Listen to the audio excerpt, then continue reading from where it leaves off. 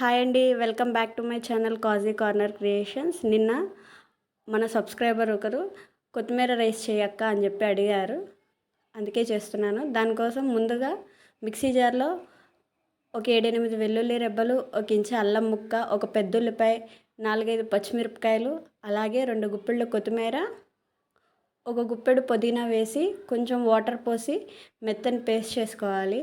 ఆ తర్వాత ఒక కడాయిలో కొంచెం ఆయిల్ అలాగే గీ కూడా వేసి హీట్ చేసుకొని, ఆయిల్ హీట్ అయిన తర్వాత ఒక ఇంచు చెక్క, 2 లవంగాలు, ఒక బే లీఫ్ వేసి బాగా ఫ్రై చేసుకోవాలి. అవి ఫ్రై అయిన తర్వాత ఒక గుప్పెడు జీడిపప్పును కూడా వేసి ఫ్రై చేసుకొని, జీడిపప్పు ఫ్రై అయిన తర్వాత మనం ముందుగా పేస్ట్ చేసి పెట్టుకున్న కొత్తిమీర పేస్ట్ని కూడా వేసేసి పచ్చివాసన పోయేంత వరకు ఫ్రై చేసుకోవాలి.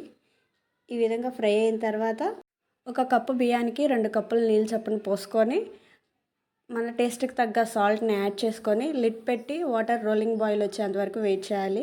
వాటర్ బాయిలింగ్ అవుతున్నప్పుడు మనం ముందుగా కడిగి నానబెట్టుకున్న బియ్యాన్ని కూడా వేసేసి మొత్తం ఒకసారి కలుపుకొని మూత పెట్టి ఒక 5 మినిట్స్ హై ఫ్లేమ్ మీదే ఉంచాలి. తర్వాత ఒకసారి రైస్ మొత్తం ఒకసారి కలుపుకొని మూత పెట్టేసి లో ఫ్లేమ్ మీద ఒక 15 మినిట్స్ ఉడకనివ్వాలి. అంతే, మన వేడి అండ్ టేస్టీ కొత్తిమీర రైస్ రెడీ అయిపోతుంది. మీకు కనుక ఈ రెసిపీ నచ్చినట్లయితే ప్లీజ్ లైక్ చేసి షేర్ చేయండి. అలాగే ట్రై చేసి ఎలా వచ్చిందో కామెంట్ చేయండి.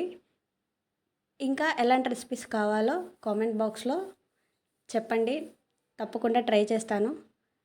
Thanks for watching.